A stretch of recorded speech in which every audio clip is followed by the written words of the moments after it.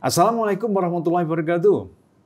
Saudara-saudara sekalian, teman-teman semuanya di seluruh Indonesia, kita kembali lagi di acara podcast asik bersama Sekolah Vokasi Universitas Gadjah Mada.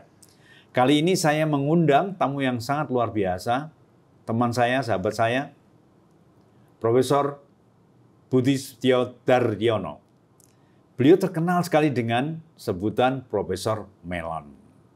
Nah, kali ini kita akan minta beliau menceritakan latar belakang beliau, kemudian hal-hal yang terkait dengan ilmu terapan, pengembangan ilmu terapan, kemudian hilirisasi dan entrepreneur, dan yang terakhir kita ingin tahu ilmunya beliau atau komentar beliau atau pemikiran beliau tentang pengembangan sekolah vokasi, khususnya Universitas Gadjah Mada umumnya di seluruh Indonesia dalam menyongsong atau dalam membantu mendukung kemajuan teknologi, sosial, ekonomi bangsa Indonesia. Selamat siang, Prof. Budi. Selamat siang, Assalamualaikum warahmatullahi wabarakatuh. Assalamualaikum warahmatullahi wabarakatuh. Itu nunggu nih, sama-sama. sudah diundang ini ke Vokasi ya namanya. Ya, podcast asik bersama Sekolah Vokasi UGM. Luar biasa. Prof. Budi, ini kita ngobrol pelan-pelan dulu ya. Ya, segmennya tadi sudah saya sampaikan ada 4 segmen tadi. Dan pertama saya terima kasih sekali. Setelah kira-kira 2 bulan saya mencari waktu tepat bersama Prof. Budi, akhirnya kita dapat waktu yang luar biasa. Kita 30 menit ke depan akan diskusi mengenai hal yang sangat penting bagi Indonesia ke depan. Dan podcast ini akan dilihat oleh banyak sekali orang dan menjadi bahan pemikiran orang-orang. Baik itu ilmuwan di akademik maupun ilmuwan terapan di sekolah vokasi maupun adik-adik kita di SMK, SMA, SMP dan semua orang yang ingin pengembangan ilmu terapan di bidangnya masing-masing. Baik, Prof. Budi, mohon diceritakan bagaimana kok Prof. Budi itu sampai yang terkenal menjadi Profesor Melon gitu. Gimana ceritanya itu? Nah, terima kasih pertama untuk ke Pak Dekan yang selalu semangat gitu ya. Saya suka berteman dengan Prof. Agus ini karena beliau selalu membawa aura semangat. Amin. Dan saya kira sangat penting bagi kita. Ya, sebagai bangsa besar kita harus sama-sama optimis menatap masa depan bangsa ini. Nah, berbicara tentang latar belakang kenapa saya meneliti melon ini memang cukup panjang.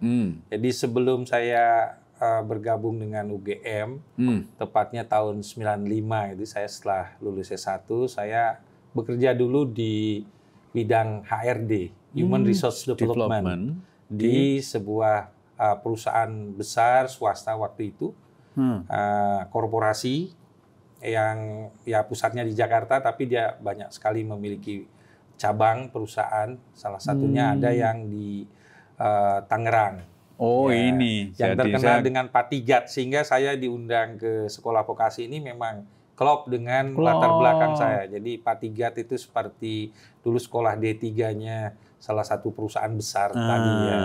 Jadi di mana waktu itu link and match yang digembar-gemborkan oleh Profesor Wardiman, kalau Wardiman itu memang dilaksanakan persis itu di perusahaan tersebut dengan cara ikatan dinas.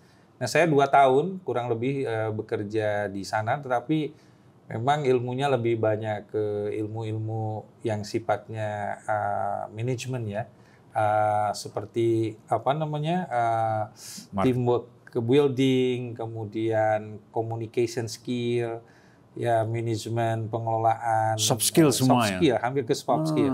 Namun juga karena waktu itu Patigat sedang gencar-gencarnya membuka lahan aquacultur, yaitu perikanan besar di Lampung, ya sampai saya kira puluhan atau ratusan ribu hektar ya, tambak udang waktu itu. Nah, saya juga diminta untuk membantu memberikan hard skill karena saya dari biologi, jadi kebetulan kita belajar tentang makhluk hidup, tidak hanya tumbuhan, hewan, tetapi juga mikrobia. Jadi di biologi itu memang 3 pakem besarnya kita pelajari. Nah, pada saat itu kemudian saya hampir 2 tahun, jadi juga membantu perusahaan tersebut untuk mempersiapkan SDM yang siap pakai. Mereka 3 tahun dididik. Nah, kemudian setelah itu langsung karena ikatan dinas langsung bekerja di perusahaan-perusahaan, anak-anak perusahaannya. Karena waktu itu kurang lebih 48 anak perusahaan dia punya. Termasuk yang Aqua cukup besar sebelum Krismon. Nah, tahun 96 akhir saya kembali ke UGM. Ya, karena kebetulan dekan Fakultas Biologi waktu itu memberikan kesempatan saya untuk tes CPNS. Kebetulan lolos, saya bilang saya masih kontrak. Jadi kalau kontraknya belum selesai saya belum bisa keluar dari perusahaan itu. Singkat cerita, kemudian jadi dosen muda CPNS dibanding dengan dulu saya di perusahaan tersebut, wah ya hampir 10% lah. Terasa yang sekali diterima, jadi 90% salary-nya hilang. Itu berat sekali memang, berat sekali. Nah, tapi ada satu hal yang itu mungkin panggilan jiwa, saya itu senang penelitian, Pak. Senang penelitian sejak S1 itu. Jadi ada chemistry ataupun ada passion gitu ya. Waktu itu kenapa saya meneliti melon? Saya dari genetika, ilmu pemuliaan, ilmu keturunan gitu ya. Nah, di genetika itu ada satu yang tidak bisa kita lupakan karena dia itu inheritance. Jadi pewarisan karakter, pewarisan sifat gen itu dari satu generasi ke generasi berikutnya, dari induk ke anak, dari anak ke cucu, gitu ya, ke cucu ke cicit. Nah, maka diperlukan sebuah model organisme, model makhluk hidup yang dimana dia reproduksinya cepat. Nah, saya mengambil melon sebagai objek. Sebenarnya kalau di biologi model organisme itu banyak, ya. Nah, saya mengambil melon karena salah satunya dia bisa kita budidayakan. Kalau di Indonesia itu mungkin 3 kali sampai 4 kali setahun. Sehingga kalau saya melakukan riset di bidang genetika tumbuhan, setahun saya sudah punya cicit apa cucu lah, minimum. Jadi karakternya bisa saya amati. Itu 1. 4 kali berarti cicit. Cicit. Kalau saya mau gitu intensif bisa 4 kali. Tapi normally mungkin ya paling tidak 2-3 kali itu sudah normal. Kita udah tahu pattern pewarisan karakter atau sifat itu. Nah, saya pilih melon karena apa? Melon 2-3 bulan sudah bisa panen. Cepat. Kemudian itu yang pertama. Yang kedua, saya mengamati ini waktu itu mulai disukai oleh masyarakat. Jadi saya juga mulai survei pasar. Sampai sekarang? Sampai sekarang. Sampai sekarang. Kalau Prof. Agus ataupun pemirsa semua, misalnya menghadiri pernikahan, itu jangan lupa mesti ada melon. Selain pepaya, semangka, kan mesti ada melon. Ya. Nah, itu salah satu. Jadi saya juga berpikir tidak hanya science for science, tetapi science for society. Sudah mulai berpikir. Nah, kemudian yang ketiga, Prof, saya juga ngamati harganya, harga price-nya melon itu stabil, tidak seperti cabai. Cabai itu kadang di atas sampai menembus 100.000 per kilo. Kadang turun. Kadang sampai 3.000 per kilo. Nah, ini nanti kalau sebuah output nanti keluar ke depan, saya ingin sesuatu lebih pasti. Karena harganya memang lebih stabil. Nah, cerita seperti itu dimulai tahun 97. Dan sampai hari ini saya masih melakukan riset di melon. Jadi melon itu seperti istri kedua saya. Ya. Makanya meskipun istri saya cuma satu, ya istri keduanya ya melon itu. Saya jadi tahu ini. Saya jadi tahu ini rahasianya. Kenapa Prof. Budi itu beda dengan yang lain ya? Dia punya gairah tinggi untuk hilirisasi, untuk membuat kebun, menanam, memberi hadiah kepada saya, melon 2-3 tiap tahun, luar biasa. Ini jarang kita temukan ya. Ini luar biasa. Ternyata beliau punya soft skill, pengalaman di perusahaan. Nah, ini mungkin jadi kunci juga ya. Bagi profesor-profesor baru silahkan ke perusahaan dulu berapa tahun agar itu girohnya itu akan ada terus. Seperti Prof. Kuat juga ya. Kuat Riyono itu juga di perusahaan dulu tuh. Makanya dia juga sama hampir sama itu. Karena ada atmosfer ataupun experience lain, Prof. Betul ya. Jadi dulu saya mengira kalau saya bekerja di swasta itu ya istilahnya bebas gitu ya. Berekspresi. Tetapi waduh, begitu masuk yang saya ingat itu dia sangat disiplin. Targetnya jelas, kemudian dari segi waktu juga disiplin dia. Wah, saya nggak mengira karena dulu saya kira wah saya nggak mau jadi PNS itu karena rigid lah gitu. Coba saya ke swasta, ternyata saya belajar oh manajemen kayak gini, output kayak gini, kemudian schedule, target. Luar biasa. Ya hanya 2 tahun tapi lumayan membekas. Nah, terbawa sampai sekarang kelihatan. Sampai sekarang kelihatan. Alhamdulillah. Ya. Saudara sekalian, teman-teman semuanya, Prof. Budi Daryono ini adalah dekan Fakultas Biologi Universitas Gadjah Mada. Dia sudah menjabat setahun, kemudian memperpanjang, dipilih kembali. Ini term yang kedua, yang saya kira mentransformasi pola pikir di biologi mungkin dari akademik yang focusing di akademik, sekarang sudah mulai akademik juga kuat, tapi implementasinya juga luar biasa hebat. Wah, terima kasih ini. Nah, terus ke Jepang itu juga melon juga di Jepang. Betul. Jadi tadi saya bersyukur sekali ketika sebelum berangkat itu riset saya tentang melon. Kemudian saya ketemu seorang profesor yang memang dia sangat ahli di bidang plant diseases, terutama plant pathology ya, plant disease. Salah satunya adalah dia juga menguasai virus tanaman. Ya, pada saat itu memang problem kita bukan pada budidaya kalau saya melihat, karena negara Indonesia itu kan memang moyang kita itu memang 2, selain agraris, petani, ya juga dia maritim, ya dia pelaut juga, ya nelayan. Jadi memang kalau keahlian budidaya dan juga adaptasi dengan lingkungan ini sudah luar biasa. Nah, namun ketika mulai berbicara tentang hama dan penyakit, nah ini yang perlu dukungan teknologi yang tidak mudah begitu, terutama kalau virus. Virus itu tidak bisa dilihat oleh mikroskop. Yang biasa. Dia harus bisa dilihat, dideteksi dengan mikroskop elektron. Yang waktu itu di Indonesia bisa dihitung dengan jari. Pada akhir tahun 90-an ya. Sehingga saya putuskan, ini saya harus belajar keluar bagaimana mengatasi salah satu problem terpenting dari rangkaian budidaya, sebuah proses dari hulu. Tadi Prof. Agus mengatakan ya biologi itu memang core-nya di fundamental research, tetapi di dalam perjalanan research itu kan sebetulnya ada milestone, ada tahapan. Mungkin setelah riset itu biasanya dikirim ke publikasi, dan biasanya di ilmu-ilmu dasar atau ilmu murni itu biasanya orang sudah puas berhenti di situ di publikasi. Padahal ini harus didorong.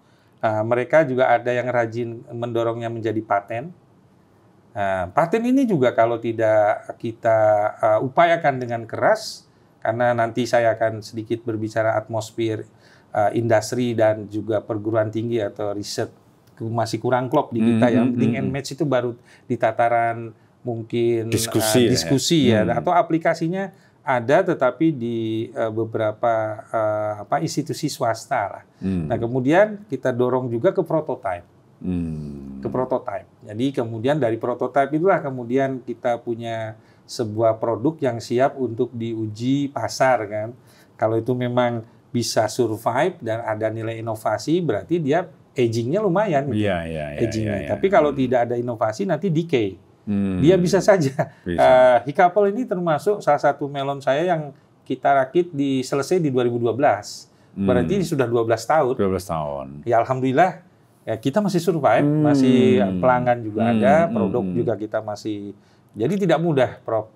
Nah, kembali ke tadi, jadi waktu saya kembali selesai dari sana, ada satu pelajaran yang waktu itu saya belajar dari Jepang tuh, kenapa kalau di Jepang itu kami melihat the idea dan the problems itu meet di tengah. Jadi dari industri yang mewakili masyarakat gitu ya, dia punya tadi problemnya virus. Waktu saya datang ke sana, problemnya adalah plant diseases, virus. Kemudian dia datang ke kampus, Prof saya punya sebuah kompetensi dan juga reputasi di bidang riset saintifik. Ini ketemu di tengah situ. Dan bahkan perusahaan itu tidak ragu-ragu datang ke kampus untuk menyampaikan problems-nya. Dan dia mesti akan menemui seseorang yang pasti dia sudah nyari track record-nya. Nyari track record-nya. Kemudian meet ketemu, kemudian dia deal. Ini dibuatlah sebuah schedule. Waktu itu karena saya dokter, dia bilang ini harus selesai di 3-4 tahun lah. Karena saya lanjut dari risetnya. Jadi ini harus completely selesai ketika saya selesai dokter. Nah itu. Kemudian mereka juga tidak hanya membuat schedule, tetapi ini yang saya luar biasa. Nah itulah negara maju. Dia memberikan yang namanya research grant. Dan riset grant-nya itu tidak seperti di kita, sangat administratif. Itu yang menyebabkan kita senang dapat riset grant, tetapi senep ketika itu terlalu banyak too administratively. Nah, kalau mereka memberikan kelonggaran, yang penting nanti output. Jadi udah disetujui semua. Output base. Apa yang harus saya selesaikan di akhir? Sebuah produk, produknya melon, yang dirakit, yang menurut mereka harus tahan terhadap waktu itu virusnya CMV, Cucumber Mosaic Virus B. Deal? Sudah, kemudian ada output tambahan, itu menjadi hak milik kami berupa molecular marker. Molecular marker sebagai alat untuk mendeteksi lebih cepat melon ini nanti tahan atau tidak terhadap hama penyakit. Itu yang kami rindukan. Sebetulnya sehingga sebuah inovasi itu bukan hanya berasal dari tadi mungkin passion boleh, keingintahuan kita para researcher, dosen, gitu. Tetapi juga dari need masyarakat, industri. Di kita itu tidak. Kebanyakan kan kita kecap nomor 1. Setelah dijual nggak laku. Nah, saya sering bahas. Jadi mikir sendiri, kemudian kita riset sendiri. Masalahnya dikira ada, ternyata itu bukan masalah di lapangan. Bukan masalah di lapangan. Atau memang industri belum percaya kepada universitas sehingga larinya tidak ke sini. Exactly, Pak. Mungkin juga belum ada trust yang kuat dari industri akibat tadi mungkin kita lebih banyak memang bermain-main di output scientifically berupa publikasi ataupun kalaupun ada paten ya cukuplah mendapatkan patennya. Nah, ini yang harus kita dorong sebetulnya. Ada skema-skema tetapi masih di tataran, mohon maaf ya, saya melihatnya masih di tataran terlalu banyak teoritisnya, kemudian implementasi yang betul-betul mempertemukan dua kepentingan ini, itu belum betul-betul. Ya. Jadi kita mungkin mendorongnya ke sana. Bagaimana menginvited industri untuk membawa masalahnya di universitas. Dan mengajak universitas supaya bisa menyelesaikan masalah yang dibawa tadi. Jangan ditambahi masalah kalau dia datang kan. Jadi saya tambahkan sedikit ya Prof, boleh ya? Boleh, Jadi, Prof. Waktu kemarin tahun 2022, saya kedua kalinya datang ke Leiden, ada sebuah perubahan. Pada 2016, saya belum melihat ya bangunan-bangunan di Leiden itu ya seperti di UGM ini. Jadi bangunan-bangunan yang sifatnya untuk education dan riset gitu ya dilakukan di ini.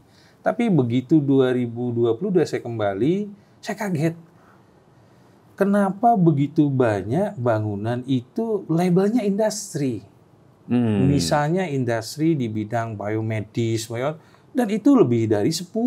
Dan mereka boleh mendirikan bangunan di dalam kampus. Saya tanya kepada salah satu profesor ternama di sana, Profesor Herman Sping.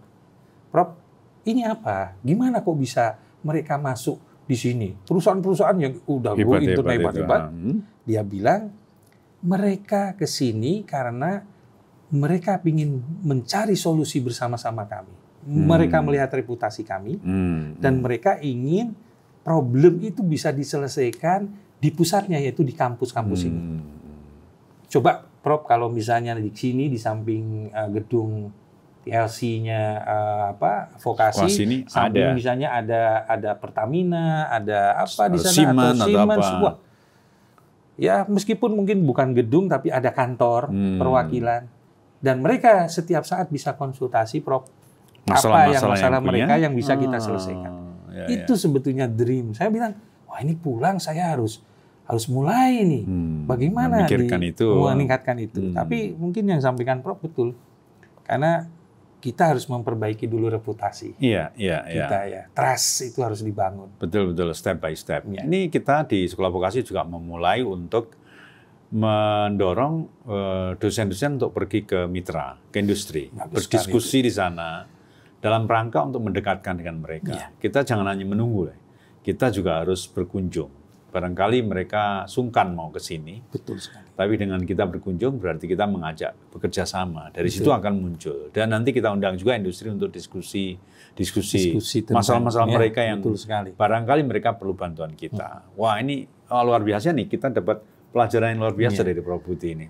Ya, kemarin kami bersyukur dapat sebuah alat namanya RNA and DNA injection robotic. Itu juga penemuan dari Prof. Herman Smeing beserta salah satu postdoc-nya. Nah, kebetulan yang unik itu postdoc-nya itu berasal dari teknik industri, mechanical engineering and industrial engineering, S1-nya. Tapi kemudian beliau mulai membelok saat S2, S3-nya lebih ke biologi. Sehingga beliau menemukan alat yang bisa digunakan untuk menginjeksi RNA. Sedangkan behind the skin untuk RNA DNA pengetahuannya itu kan dimiliki oleh kami. Tapi kalau tidak ada meet dengan tadi teman-teman di engineering, nggak bisa kita menemukan alatnya itu. Nggak muncul. Ini sebenarnya kami kepingin di UGM itu bisa ini kesempatan ya. Diakselerasi aja ini, Prof. Budi. Kita siap ya, vokasi itu siap juga untuk membantu banyak ahli-ahli kita di bidang engineering yang bisa bekerja sama untuk mewujudkan alat. Sementara mereka juga kekurangan bahan untuk diteliti ya. Ya, keren-keren. Oke, kita akan masuk ke segmen kedua ini, Prof. Budi. Jadi segmen pertama tadi kita sudah kenal Prof. Budi juga secara langsung kenapa Prof. Budi ini terkenal sekali dengan melonnya sampai menjadi profesor melon, dan saya kira masih banyak yang bisa diceritakan ya. Silakan nanti datang ke Fakultas Biologi untuk diskusi mengenai produksi melon dan sebagainya. Nah, sekarang ilmu pengetahuan itu harus berkembang terus, Prof. Budi. Ilmu pengetahuan dan ilmu pengetahuan terapan itu berkembang. Gimana sebetulnya proses itu bisa dikembangkan secara cepat, masif, sehingga seluruh masalah di masyarakat itu bisa selesai karena ada ilmu terapannya ini. Ini sudah mengarah ke kebutuhan vokasional ya ini. Betul. Gimana, Prof. Budi ini? Jadi kami melihat di biologi sering saya sampaikan tadi, Prof. Agus, ada 4 tahapan inovasi. Inovasi yang pertama yang mungkin ini masih mendominasi di Indonesia, termasuk saya juga begitu dulu risetnya. Jadi kita itu terlalu fokus dengan diri kita sendiri. Bukan berarti jelek. Jadi passion, kemudian curiosity, bahwa kita ingin meneliti A, meneliti B itu tidak masalah, bagus. Nah, ini adalah inovasi tahap 1, di mana kita itu narrow pada apa yang menurut kita ini menjadi objek tanpa melihat keluar. Dan ini sangat umum di Indonesia. Nah, itu basicnya. Basicnya. Nah, yang kedua yang mulai kita coba, mereka juga mulai mengenal dengan tadi market, demands, needs, ya. Nah, mereka harus mulai belajar start from the end. Contohnya, waktu saya mulai merakit Hikapel itu, dulunya saya masuk di tahapan ke-1. Jadi waktu itu melodi gamma itu saya rakit, karena menurut saya namanya melodi gamma. Melodi gamma.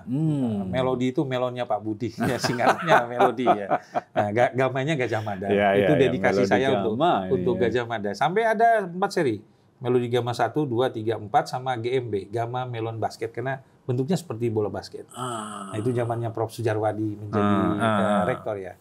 Nah, kemudian itu memang bagus. Jadi saya melihat, wah, saya ingin memperoleh melon yang besar, kemudian kadar airnya lumayan tinggi supaya bisa di-jus dan sebagainya. Tapi apa yang terjadi waktu saya mulai mendelivery ke perusahaan say no. Ini nggak bisa, Pak, karena ripening, daya tahan simpannya tidak bisa lebih dari 1 bulan ataupun ya 3 minggu gitu. Jadi itu bukan sesuatu yang jelek, tetapi kita memang tidak pernah melihat look out. Menurut kita bagus, ini tahan terhadap tobamovirus dan sebagainya. Begitu dibawa ke industri nggak laku. Ternyata pada penyimpanannya masalahnya. Penyimpanan masalah. Nah, akhirnya Hikapel ini saya belajar start from the end. Jadi saya mulai mendengar sosialita itu kayak apa, sehingga mereka katakan, Pak, kalau melon besar itu udah umum lah, coba Bapak saya tuh pinginnya simple. Jadi kalau bisa dibawa ke tas saya. Ya, tas-tas yang itu kan, perempuan kan biasanya tas-tasnya juga tas-tas ini. Kemudian yang kedua, kalau dimakan cepat habis, Pak. Nggak usah lah, saya simpen di kulkas dan sebagainya. Ngapain? Nah, supaya juga tidak terlalu banyak menggunakan energi listrik. Jadi hal seperti itu hanya kemudian dibawa ke kita. Kalau gitu, coba kita create yang namanya, kalau waktu itu mulai booming terkait dengan handphone. Saya terinspirasi itu, handphone. Nah, kalau handphone kenapa nggak pakai handy melon? Nah ini salah satu saran dari Prof. Sri Raharjo, suaminya Prof. Maya. Handy melon, the handy. Jadi yang digenggam, Pak. Kayak apel gitu. Kayak apel, kebetulan bentuknya kayak apel. Makanya hikapel lah. Hikapel itu perpaduan itu. Ya kebetulan putra saya yang terakhir kan Hika itu lahir di tahun 2012. Ya sudahlah, saya gabungkan aja. Handy hikapel. Nah, mulai dari sana, kemudian orang mulai suka. Karena dia bisa dibawa kemanapun. Umumnya kan melon 3-4 kilo berat kan. Ini kecil aja gitu. Kecil. Jadi ya mirip alpukat atau apalah. Nah ini salah satu, jadi udah mulai waktu itu Prof. Agus, kita mulai belajar dari market, dari need, dari customer. Gitu. Nah ternyata ini tidak mudah. Ini juga harus mulai kita naikkan dengan tadi antara industrial, antara demand, kemudian juga dengan kemampuan kita berinovasi. Nah, sehingga kami sekarang mulai mencoba tahap ketiga. Jadi demand itu menyebabkan kita berinovasi terus. Untuk memenuhi demand itu. Jangan hanya berhenti dari satu, karena tadi saya sampaikan produk itu nggak ada yang abadi. Kalau tidak ada inovasi, dia akan decay. Jadi pengembangan ilmunya dari situ justru. Iya, dari satu. Justru saya melihat jadi inovasi itu akan muncul salah satunya selain curiosity kan ada problem. Saya menemukan paten, 2 paten saya. Yang pertama namanya biokatarantin, selain produk-produk paten atau perlindungan varietas melon ada 15. 3 paten saya di luar melon itu adalah karena problem. Karena problem. Misalnya biokatarantin itu saya temukan karena waktu itu problem saya selalu mengimport yang namanya kokisin untuk polipolidisasi tanaman. Jadi kokisin sebuah agensi kimia yang diproduksi oleh negara-negara maju, Jerman, Jepang, Amerika. Mereka punya resources-nya, punya bahan baku. Sementara kita nggak punya. Sama seperti gandum lah. Kita berat kalau mau swasembada gandum. Kan? Akhirnya kita depend. Nah, demand itu kalau kita mau riset kadang-kadang bisa 3-5 bulan. Sementara anggaran tahunan di kita kan terbatas 10 bulan atau jarang. Sehingga saya harus nyari solusinya apa ini. Dimulai tahun 2007, kemudian kita cari di 2009 dapatlah dari bahan baku yang ada di Indonesia, yaitu dari tapak dara. Namanya Catharanthus roseus. Sehingga nama itu tanamannya tapak dara. Tapak doro itu kan banyak sekali, banyak di sini. Dan anytime kita bisa memanennya. Akhirnya itulah dijadikan bahan baku serbuk biokatarantin yang keluar patennya pada tahun 2015. Keren. Nah, sekarang sudah dipasarkan, Pak. Meskipun tadi amount-nya itu sedikit, karena kan hanya untuk penelitian ataupun untuk praktisi-praktisi. Tapi itu sudah dipasarkan oleh kita. Kemudian yang kedua, kami sekarang sudah dapat paten, sekarang sedang kerjasama dengan salah satu perusahaan ya yang tertarik untuk pengembangan kit komersial DNA. Jadi isolasi DNA seperti ini daun, kitnya sama Prof. Agus, itu di atas 20 jutaan. Kalau yang bermutu ya, dari Amersam atau dari Kiagen itu mahal-mahal semua. Sementara kita kalau melakukan riset itu cost-nya terlalu banyak untuk kit isolasi, membeli kit isolasi. Selain cost, satu lagi biasanya datangnya bisa inden dulu 1-2 bulan gitu ya. Nah, kalau ready stock sih nggak apa-apa. Nah ini sama problem muncul. Kemudian saya punya ide, kita harus bikin yang murah meriah tetapi kualitasnya sama. Alhamdulillah kit DNA isolasi kita keluar tahun 2021 kemarin. Patennya, dan sekarang sudah mulai dilirik untuk diproduksi massal. Harganya bisa lebih murah. Insya Allah, Pak. Karena itu bahan bakunya di kita melimpah. Jadi kekuatan intelektual tadi yang bisa merubah semuanya dan itu akan berkembang kalau ada tuntutan, ada feedback, ada kebutuhan gitu ya. Ini yang harus mulai mendekatkan kita sebenarnya. Jadi kalau universitas itu tadi seperti yang Prof. Agus sampaikan, seperti yang di Vokasi mulai pada berkunjung atau dari sana juga berkunjung ke kita, sini, muncul. Itu sebenarnya muncul. Dan sekali lagi memang trust harus dibangun. Kita sebagai saintis juga harus memperkuat reputasi dan tadi rekognisi, sementara mereka juga trust-nya harus ada ke kita dalam bentuk riset grant, dalam bentuk alat, kolaborasi dan sebagainya. Wah, keren. Saya kira ini yang ke depan. Jadi ilmu pengetahuan dan pengetahuan terapan tuh bisa terus bertumbuh karena tuntutan masyarakat terus ada dan kita terus berinovasi, menghasilkan tulisan-tulisan, menghasilkan jurnal, paten, macam-macam, itu ilmu pengetahuan sebetulnya. Karena tanpa itu juga berhenti ya. Ya berhenti di perpustakaan atau sekarang mungkin zamannya naik pangkat jadi gitu sudah. Tapi sebetulnya pengetahuannya itu aja, muter-muter di situ. Wah, keren ini. Ya. Nah, sekarang kita muncul di segmen kedua, Prof. Budi. Segmen ketiga, mohon maaf. Tadi kita sudah bisa diskusi mengenai pengembangan ilmu pengetahuan. Nah, sekarang saya pengen tanya entrepreneurship itu. Apakah iya benar bahwa entrepreneurship diperlukan oleh seorang profesor, oleh seorang mahasiswa atau dosen-dosen dalam situasi seperti ini? Bukankah mereka harus benar-benar di bangku riset atau bangku kuliah hanya focusing pada ilmu pengetahuan? Ini gimana ini penjawabnya ini, Prof. Budi? Mungkin secara praktis memang karena itu kadang-kadang di luar dari kompetensi kita, apalagi saya kan kompetensinya di fundamental science. Tapi punya pengalaman tadi. Ya, pengalaman experiences itu karena kita mencoba. Karena di Indonesia, mohon maaf, waktu itu zamannya saya itu kan untuk menghilirkan sebuah produk inovasi itu kan kita masih tidak banyak lah mitra kita yang bisa membantu untuk ke arah hilirnya. Jadi sebenarnya kalau ideanya itu seperti tongkat maraton sebetulnya. Jadi dan itu terjadi di negara-negara yang sudah established ya, negara-negara maju, di mana kita yang lebih banyak di hulu itu terus melakukan inovasi tadi sesuai dengan sinyal dari pasar atau sinyal dari need ya, kebutuhan baik negara maupun masyarakat. Kemudian setelah nanti kita bertemu di tengah ada deal, kita nyerahkan tongkat estafetnya untuk dikembangkan. Itu sesuatu yang sangat ideal. Smoothly harusnya memang negara itu seperti itu. Seperti saya lihat di Leiden itu, enak kalau gitu saya tinggal mikir next innovation-nya apa. Sementara nanti pabrikasi, kemudian marketing, udah ada. Kita sudah tinggal dia dengan royalti, itu aja. Itu kan saya perfectly. Ideal.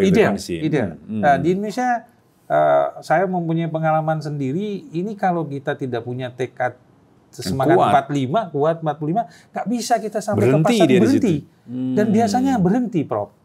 Berhenti. Jarang lah yang sampai 10 tahun produknya masih ada, dan meskipun memang mungkin untuk saat ini karena kemampuan kami juga terbatas sehingga scale-nya, misalnya kalau skill saya ya cukup DIY lah. DIY sedikit Jawa Tengah skalanya ya. Tapi kalau mau di skill up ada kebetulan expand sebenarnya ini sudah mulai.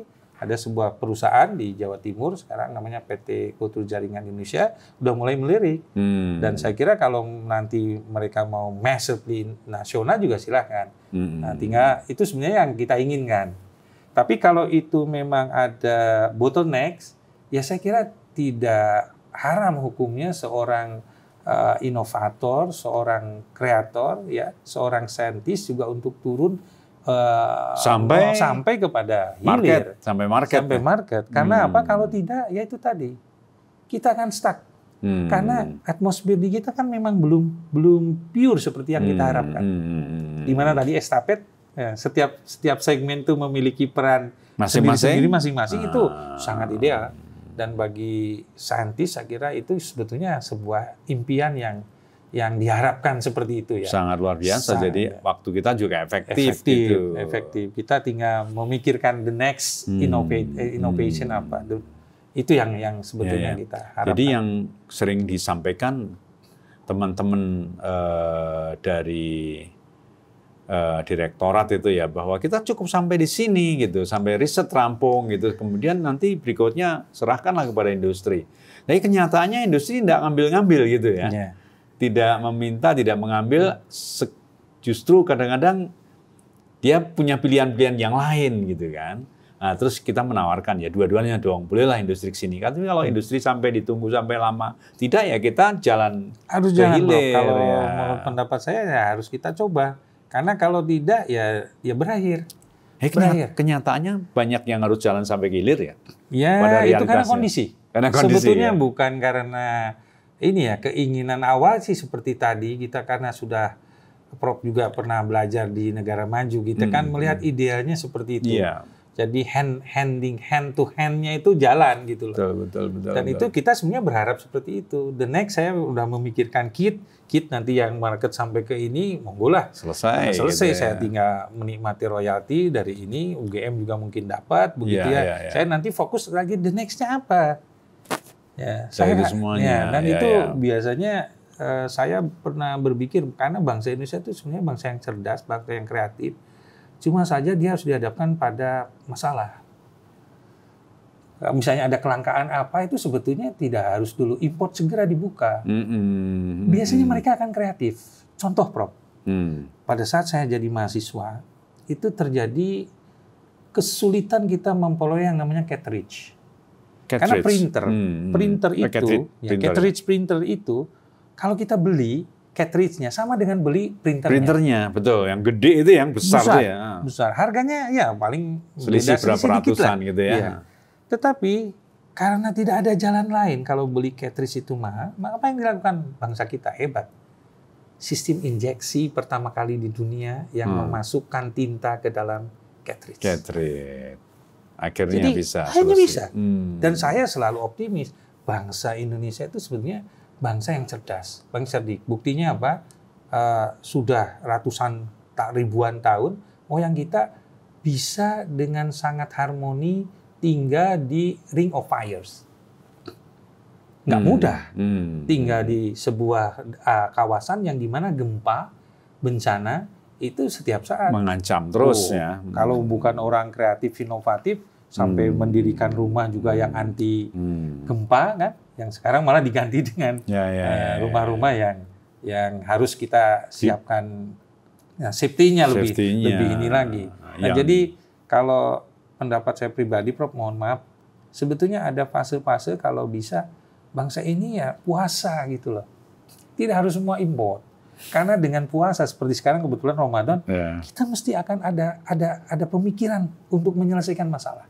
Tapi kalau semua itu kemudian ya kurang beras, gitu ya. udah kocoran aja, kurang apa gitu, ini akan menyebabkan kapasitas konsumerisme kita naik. Dan kalau sudah konsum, kita daya mikirnya nggak kuat. Ini memang sesekali kita harus belajar dari India, dari Iran, dari RRC, kenapa mereka bisa demikian kreatifnya? Karena di embargo kan, nggak ada pilihan. Nggak ada pilihan kecuali kreativitas. Dan bangsa kita, saya sangat optimis. Bangsa cerdas betul. Jadi kadang-kadang kayak energi terbarukan, ketika energi fosil itu mahal gitu kan.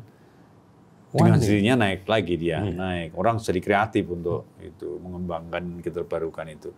Coba kalau energi fosil murah terus, ya selamanya berhenti. Perlu juga itu menjadi kayak semacam trigger ya Pak. Trigger ya. Kita menciptakan trigger-trigger yang sesungguhnya gitu ya, Bro. Sepakat saya. Nah, entrepreneur tadi adalah sebetulnya perannya di mana nih, Bro Budi? Kemampuan entrepreneur masing-masing orang. Ada satu karena tadi kondisi, ya. Ada juga yang karena dia experiences, pengalaman. Ya, kondisi itu ya saya misalnya ada sebuah keluarga kecil yang orang tuanya mungkin penghasilannya terbatas, akhirnya si anak ini kemudian membantu orang tua untuk jualan. Karena kondisi. Kalau dia tidak membantu ibunya, tidak membantu bapaknya, dia tidak akan bisa hidup. Maka dia jualan. Entah jualan makanan, jualan apapun. Survive dia. Nah, ini survive. Dan biasanya ini tidak jarang mereka juga menjadi entrepreneur yang berhasil. Kalau nggak salah Pak Khairil Tanjung dulunya dari fotokopi ya, waktu mahasiswanya. Nah, ada juga yang karena dia punya tadi experiences, misalnya rekan-rekan kita yang kebetulan sejak lahir juga lihat orang tuanya berdagang. Nah, itu juga ada. Jiwa itu ada. Learning by doing dia ada muncul di dalam diri. Jadi semacam genesis gitu ya, mewariskan itu juga kadang ada. Ada. Ya, jiwanya, darahnya, ya entrepreneur. Meskipun itu nanti harus ada triggernya. Nah, kalau tidak ya juga dia tidak mungkin juga menjadi dormant di dalamnya. Entrepreneurs. Jadi itu dua kondisi itu, Prof. Agus menurut saya juga bisa memantik ya. Apalagi sekarang kan dengan generasi yang milenial dan Z ini teknologinya sudah sangat-sangat berkembang. Ada sosmed, ada media-media lain yang itu bisa memantik ataupun memperkuat jiwa entrepreneurs dia. Memantik untuk mau mencoba. Jadi mungkin bisa disimpulkan bahwa ke depan itu kalau memang kondisinya seperti ini, di mana profesor-profesor atau dosen-dosen di perguruan tinggi itu diharapkan bisa link and match dengan industri, artinya entrepreneur jiwanya itu udah tinggi. Dalam mencari dosen pun kita harus lihat itu kemampuan entrepreneurnya, pengalaman dia di lapangan seperti apa gitu. Tidak hanya IP-nya tinggi saja gitu ya. Oh iya. Setuju, itu bagus sekali. Jadi dia langsung sudah bisa menerapkan konsep pengembangan ilmu pengetahuan melalui entrepreneur tadi, berhubungan dengan mitra atau dia sendiri mencari mitra untuk mendapatkan feedback sehingga bisa berkembang. Setuju, Prof. Karena entrepreneur itu kan kadang-kadang dianggap terlalu hilir atau terlalu menafikan ilmu. Nah, saya kira ada beberapa rasul dan ini juga dia memulai juga dari entrepreneurs. Betul. Jadi entrepreneurs itu memang backbone-nya kehidupan. Kalau tidak salah dari 10 itu mungkin 8 atau 9 itu ya. Itu dari entrepreneur. Itu memang dari entrepreneurs. Dari perdagangan. Jadi memang perlu kita tumbuhkan jiwa-jiwa entrepreneurs. Betul. Luar biasa ini. Ya, teman-teman semuanya, Prof. Budi, ini kita pada segmen terakhir. Kalau menurut Prof. Budi gimana ini? Peran sekolah vokasi. Ini kalau dilihat jumlah mahasiswa vokasi di Indonesia, itu baru 8% dibanding dengan jumlah seluruh mahasiswa di Indonesia. Artinya kebutuhan untuk tenaga lapangan, orang-orang yang turun ke lapangan menyelesaikan masalah itu besar sekali sebetulnya, masih besar sekali. Dengan tidak menafik kemungkinan teman-teman mahasiswa yang di sekolah akademik pun juga punya kemampuan ke sana. Tapi kalau vokasi kan memang benar-benar didorong untuk langsung ke lapangan, langsung selesaikan masalah sambil belajar di situ, kayak gitu. Nah, peran sekolah vokasi UGM ini, Pak, dalam menyongsong pengembangan ilmu terapan 10 tahun ke depan maupun menyongsong katakanlah Indonesia Emas. Itu kayak apa menurut Prof. Budi? Dari pengalaman-pengalaman yang Prof. Budi punya tadi. Ya, pertama saya sangat optimis ya bahwa vokasi ini akan menjadi salah satu backbone atau tulang punggung bangsa untuk menyongsong bonus demografi. Ini yang pertama. Hanya saja mungkin karena kita masih negara berkembang, belum sepenuhnya masuk ke negara maju, di mana di negara berkembang ini ada satu faktor, Prof. Agus, di mana image building. Jadi bagaimanapun image building SMK, vokasi, ya, yang itu menurut saya justru harus sedikit demi sedikit mulai betul-betul dipahamkan kepada masyarakat kita. Ya, karena masyarakat kita umumnya kan masih stereotipnya kalau tidak jalur reguler akademik gitu ya, mereka merasa nanti masa depannya malah kurang berkembang gitu ya. Kemudian sehingga perlu juga menampilkan tokoh-tokoh yang justru sangat berhasil di bidangnya, terutama di bidang vokasional dan menjadi leaders di negeri ini untuk ditampilkan. Nah, ini saya kira image building sangat penting. Ya, yang pertama ya untuk dikondisikan. Kemudian yang kedua tadi bahwa konsep link and match yang dari dulu sebenarnya sudah digaungkan, yang di negara-negara maju itu kan betul-betul diimplementasikan, ya Jerman, saya lihat di Jepang, bahkan mungkin Malaysia sudah mulai mengikuti. Jadi tidak semua siswa baik itu SMA maupun SMA itu didorong untuk menjadi orang yang menjadi academician murni begitu ya. Nah, kita melihat bahwa justru yang nanti akan menggerakkan bangsa ke depan itu adalah mereka-mereka yang diberikan kompetensi praktis, baik itu adalah keahlian di bidangnya maupun nanti tadi praktis di bidang entrepreneurs dan lain sebagainya. Justru ini, jadi tidak ada sebuah negeri yang kemudian berkembang menjadi negara maju tanpa didukung oleh kekuatan kaum-kaum yang mempunyai kompetensi dan yang kemudian bergerak entrepreneurs-nya. Tidak ada, hampir semua ini bergerak. Dan saya yakin entrepreneur yang bisa berkembang dengan sangat baik apabila kompetensinya disiapkan. Dan vokasi ini adalah salah satu bidang yang menurut saya sudah on the track. Tadi seperti Prof. Agus sampaikan, mengatasi masalah, bekerja dengan masalah, menyelesaikan masalah, kemudian bisa membawa ini menjadi sebuah energi ke depan. Dan saya berharap bahwa standing position-nya vokasi UGM, saya yakin vokasi UGM masih merupakan yang terbaik di Indonesia. Amin. Ini kita bisa terus mewarnai, Prof. Dengan tadi berbagai inovasi.